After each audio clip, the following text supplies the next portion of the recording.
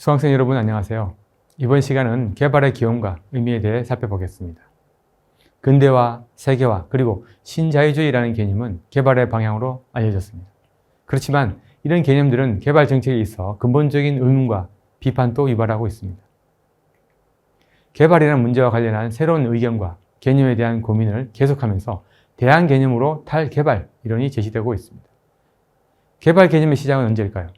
2차 세계대전이 막 끝났을 때 미국은 전후 유럽 대국에게 경제 재건을 위한 새로운 정책을 제안하게 되는데 여기에서 개발이라는 개념을 제시했습니다. 우리는 저개발 지역들의 개선과 성장을 가능하게 할 과학적인 진전과 산업적인 성장의 이점을 만들어내는 과감한 새로운 프로그램을 실시해야만 한다. 개발 담론은 1949년 미국 대통령 트루먼에 의해 제안된 것으로 이해하고 있습니다.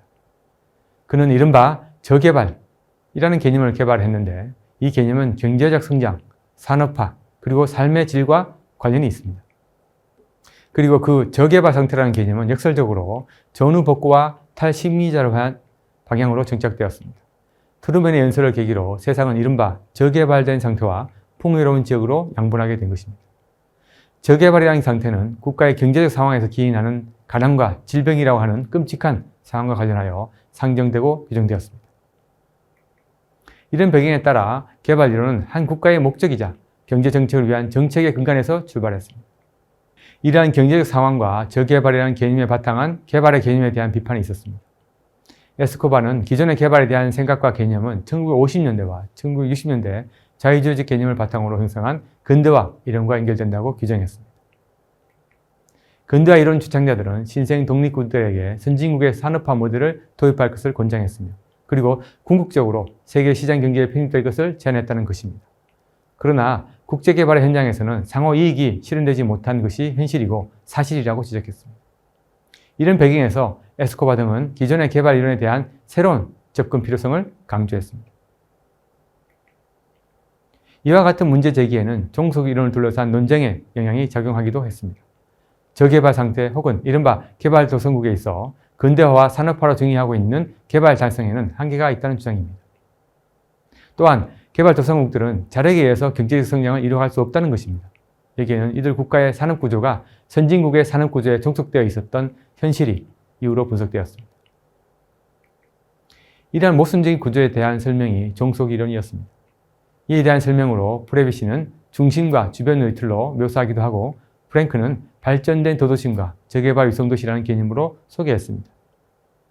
이들 종속 이론가들은 크게 두 가지 부류로 나누어지게 되는데 불평등한 세계 자본주의 시스템을 회피할 것을 주장한다거나 서구 주도의 시장경제 체제로부터 독립적인 내부적인 산업화를 제안하기도 합니다. 종속 이론은 실제 세계 경제 구조의 실제 사례를 통해 이론적 기반의 틀을 흔들었습니다. 그러나 이 이론은 가장 핵심적인 약점을 드러내면서 한계를 보였습니다. 그것은 새로이 산업화한 동아시아 국가들의 독자적인 경제 성장의 성공 여부와 관련이 있었습니다. 여기서 한국이 경제적으로 자립한 사례로서 증명되었습니다. 이런 이론적 양점에도 불구하고 근본적으로 종속 이론은 서구 학계의 경제 개발 중심 이론에 대한 일종의 과감한 학술적 도전이라는 의미가 있습니다. 종속 이론을 둘러싼 논쟁에 대한 경험은 개발이라고 하는 개념과 관련한 비판적 사고를 환기시키는 긍정적인 측면이 있었습니다. 개발 개념을 둘러싼 비판적인 연구의 자세는 탈식민주의 개념으로 확장되기 시작했습니다. 세계대전 이후 대두한 종속 이론은 미래의 혁신국가의 출현 가능성을 모색했지만 이 이론은 개발 개념에 대한 대안 제시에는 실패했다는 한계가 있습니다. 그리고 트루먼이 제국주의의 종말을 정언했음에도 불구하고 그가 저개발 국가에 적용했던 이른바 원시적이고 정체된이라는 표현은 식민주의적 개념과 연계되는 역설이 되고 말았습니다. 세계대전 후 탄생한 신생 독립국은 경제적 종속의 측면에서 바로 그 전 시대의 식민주의적 규범에서 벗어날 수 없었습니다. 바로 이 점에 대한 비판적인 생각이 탈식민주의 개념의 대두로 이어졌습니다. 이러한 관점에서 개발과 관련하여 이른바 좋은 정치 개념에 대한 비판이 있었습니다. 국제개발에 있어서 좋은 정치는 영국 제국주의에 의해서 확립된 개념으로 봅니다. 이 개념은 현재 패권으로부터 거리를 두려는 듯하지만 국제기구들에 의해 개발도상국들에게 신자유주의적 시장 개편을 위한 수단으로 해석하기도 합니다. 탈식민주의는 식민주의의 실체를 분석했습니다. 그 결과 식민주의가 지니고 있는 좋은 정치라는 수식이 힘과 지식과의 관련이 있다는 사실이 밝혀졌습니다. 그리고 탈식민주의적 비판은 제국주의 국가들에 의해 발전이라는 이름으로 식민지 국가들의 성취했다고 주장하는 개발에 대해 부정한 내용이었습니다.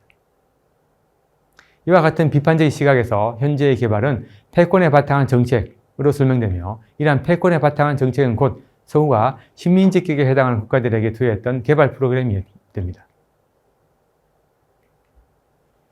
탈식민주의의 뿌리를 둔 제국주의에 대한 비판적 시각, 그리고 그 확장으로서 개발에 대한 의무는 국제개발에 있어 개발에 대한 새로운 도전으로 이어졌습니다. 1980년대부터 개발에 대한 비판론이 일었습니다.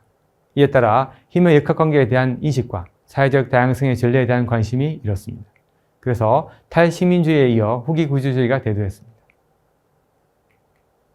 후기구조주의적 개발 비판론은 서구에 의한 힘과 주도권에 의한 전형적인 개발 개념에 대한 저항을 담고 있습니다. 먼저 비판은 정치와 경제적인 관계성의 측면에서 저개발에 대한 이해를 시도했습니다. 이들에 따르면 개발과 같은 단어는 서구에 의해서 규정될 수만은 없다고 주장합니다. 그리고 개발이라는 단어와 개념에 대한 분석과 비판의 틀을 제시했습니다. 예를 들자면 푸코는 지식과 권력의 개념을 주도적으로 해석했고, 라클라우와 모프는 역사상의 힘과 지식에 대한 분석으로 정치적 헤게모니 개념을 소개했습니다. 후기 구조주의적 비판론과 해체론은 탈개발과 관련한 새로운 개발 개념을 동반했습니다. 그들은 특징 요소를 제시 혹은 강조하는 접근을 시도했습니다. 이와 관련 요소들은 지역 공동체, 사회운동, 그리고 비정부 기구들입니다. 저개발 국가들에서 개발과 관련한 근본적인 질문을 제기하고 그와 관련한 지식을 생산하는 지식인도 여기에 포함합니다. 이러한 배경에서 탈식민주의적 후기구조제에 입각한 비판 시각은 탈개발 이론을 도출해냈습니다. 탈개발적 비판론은 힘과 주도권에 의한 구조에 동의하지 않고 다원론적 접근을 제안하고 있습니다. 서구 중심의 개발 개념의 일반화에 대한 비판에 뿌리를 두고 있는 이 탈개발 가설은 1990년대부터 제기되고 있습니다. 비판적 접근의 출발은 주도권에 기반한 서구의 개발 지식을 부식하려는 이른바 전문가들에 대한 비판입니다. 이들 개발 전문가들은 개발 권력의 핵심 지위를 확보하고 있다고 강조합니다. 개발의 비판은 이러한 구조에서 출발합니다. 그러므로 탈개발론자들은 선진국 주도로 개발 전문가들 사이에서 규정되고 있는 개발이나 개발 도성국이라는 개념도 또한 그들에 의한 낙인찍기라고 봅니다. 이들은 기존의 개발이라는 것이 만병통치약이 아니었을 뿐만 아니라 잘못된 해결책이었다고 주장합니다. 개발이라는 것은 더군다나 희망도 없는 결함이자 위험한 개념으로 간주됩니다. 탈개발 이론가들은 선진국의 힘과 주도권을 행사한 지식으로서 개발은 그동안 환경에 대한 무시, 의존성 강화, 그리고 문화에 대한 무시로 규정할 수 있다고 봅니다. 뿐만 아니라 방비되지 못한 가난과 환경의 광범위한 파괴는 억제되지 않은 자유시장 경제 체제에 의해서 유발된 결과라고 해석했습니다. 그리고 이들은 자유시장 경제가 바로 획일화된 개발 권력의 상징이라고 결론지었습니다. 이러한 관점에서 에스코바 같은 학자는 다원론에 입각한 탈개발 이론을 대안으로 제안했습니다. 전환과 다원론의 영역에 있어서 개발이라고 하는 데에 대한 논점의 결론은 항상 함께 살아간다고 하는 긴급성으로서 지구에 대한 관점에 그 기원을 두고 있다. 이 개발은 이른바 세계화라는 개념에 기반하기보다 지구화라는 형태의 구상과 발견이라는 것을 진흥시킬 것이다. 그 지구화라는 것은 인류와 다른 생물들이 상호유기적인 방법으로 지구에 함께 살아가는 것이다. 에스코바는 서구 중심의 개발에서 세계화라는 개념이 내재하고 있는 권력과 주도권에 대한 부정적인 시각을 드러냈습니다. 그리고 그는 지구화라는 개념을 제시하면서 다원성을 강조했습니다. 이러한 그의 주장은 오늘날 선진국이 제시하고 주도권을 행사했던 개발 개념에 대한 대안으로서 개발이라는 단어를 새롭게 규정하기 위한 핵심적인 의견을 상정하고 있습니다. 그리고 극단적인 반대만 주장하지 않고 절충 의견도 고려했습니다. 권력에 바탕한 전형적인 개발이 만일 다원성과 관련한 변화의 가능성이라는 것을 포용한다면 대안 개념으로 고려할 수 있다는 그런 주장입니다. 이와 같이 권력과 주도권에 바탕한 세계 질서에 뿌리를 둔 기존의 개발 개념을 해체하기 위한 노력이 분명히 있습니다. 개발에 대한 대안으로서 탈개발이라는 개념에 대한 접근이 이루어지고 있다는 점입니다.